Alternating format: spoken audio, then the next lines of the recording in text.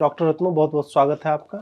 नमस्ते, धन्यवाद अजीत। सबसे पहला प्रश्न सर ये है कि एक बहुत ही जेनरिक सा टर्म बोला जाता है कि इतिहास को जो है डिस्टॉर्ट किया गया है, डिस्टॉर्शन इन हिस्ट्री, जब हम लोग भी बात करते हैं और ख़ास करके हिंदूवादी लोग जो हैं वो खास करके इन बातों पे। और नरेंद्र मोदी को काफ़ी बार कोर्स किया गया, न्यू एजुकेशन पॉलिसी आती है, बहुत सारी बातें, हमारी यूजीसी का सिलेबस भी चेंज हुआ इतिहास का। तो इस पे बताइए कि ये स्टेटमेंट कहाँ तक सही है कि हमारा हिस्ट्री जो है वो डिस्टॉर्टेड है। जी, मेरी जो जानकारी है भारतीय इतिहास के बारे में वो मेवाड़ के महाराणाओं तक सीमित है, जो मैंने गहन अध्ययन किया है। शोध इसको मैं इसलिए नहीं कहूँगा कि ठीक है, मैं अवश्य वहाँ पर गया, मैंने फिजिकल प्रमाण भी एकत्रित किए कि ये युद्ध हुए थे।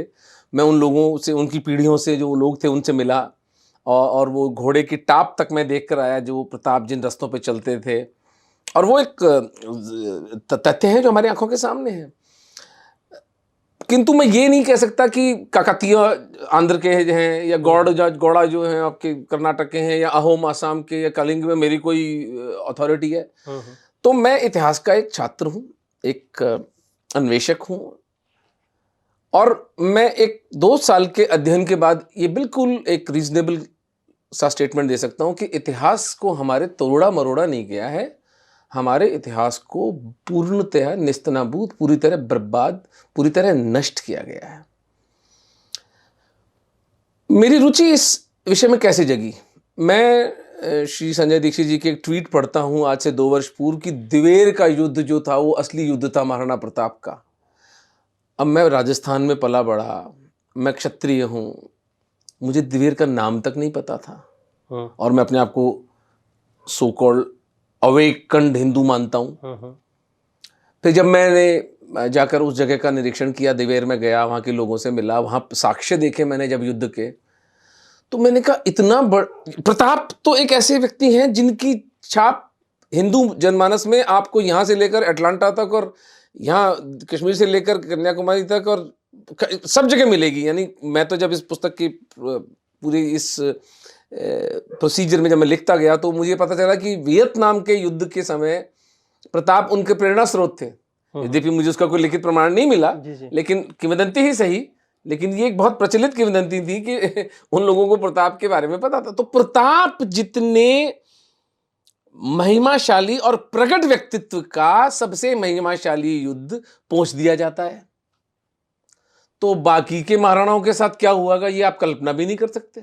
बाकी महाराणाओं का तो हम नाम भी नहीं जानते हैं। तो जैसे मैं बिहार की बात अगर करूं, मेरी जो एजुकेशन हुई है, तो हम लोग महाराणा प्रताप एक जानते हैं, एक राणा सांगा जानते हैं, उनके बियॉन्ड उनमें भी नाम जानते हैं। और ये बताया जाता है घास की रोटियां खाई थी, जो कुछ प्रचलित बातें हैं। फिर पृथ्वीराज चौहान हो जाएंगे, 4-5 राजाओं के नाम जानते हैं। उसके अलावा मतलब और कौन है, मतलब कितने राणा हुए या क्या है, राणा का मतलब क्या होता है? जैसे विलक्षण बात है। राणा शब्द जो है ये दरअसल इस वंश का आरंभ होता है भगवान राम के बड़े बेटे लव से। अच्छा, ये गुहिलोत वंश जो था ये उनके वंशज थे, और सबसे पहले जो इनमें जो रावल हुए वो हुए बाप्पा रावल। वो हुए 8वीं शताब्दी में। 715 से 740 तक उनका शासन रहा। ये बिन कासिम के टाइम का, कासिम के समय कुछ इतिहासकार कहते हैं, टॉड कहते हैं कि उनके कासिम से युद्ध हुआ। लेकिन सिवाय टॉड के और कोई नहीं कहता है कि युद्ध हुआ। लेकिन अरबों के साथ उनका युद्ध हुआ, बैटल ऑफ राजस्थान, जिसके अंदर की उन्होंने एक पूरी कॉन्फेडरेशन बनाया, नागभट्ट, पुलकेशी राजा और बापा रावल, और अपने से 4 गुनी सेना को उन्होंने पराजित करके परमानेंटली ईरान तक छोड़कर आए थे। अच्छा, तो बापा रावल से ये कहानी शुरू होती है। जी।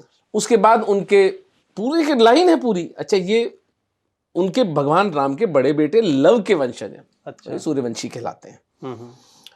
और ये रावल का सिलसिला चलता है महारावल रतन सिंह जी तक, जो महारानी पद्मिनी के पति थे। अच्छा, पद्मिनी का जब जौहर होता है और रावल रतन सिंह जी की हत्या करता है अलाउद्दीन खिलजी, उसके बाद उनके बेटे थे करण सिंह, और उनकी वंशों में फिर भुवन सिंह, अरी सिंह, राहप माहप, तो राहप जो छोटे बच्चे थे इनके, वो सिसोद नाम के गांव में जाके रहे, तो वहां से सिसोदिया नाम इनका पड़ा। और सिसोदिया वंश के जो राजा जो बने, वो भगवान एकलिंग जी को, महादेव को अपना पालक मानते हैं मेवाड़ का, और ये स्वयं को उनका दीवान मानते हैं। तो ये राणा शब्द वहां से आता है कि ये भगवान शिव के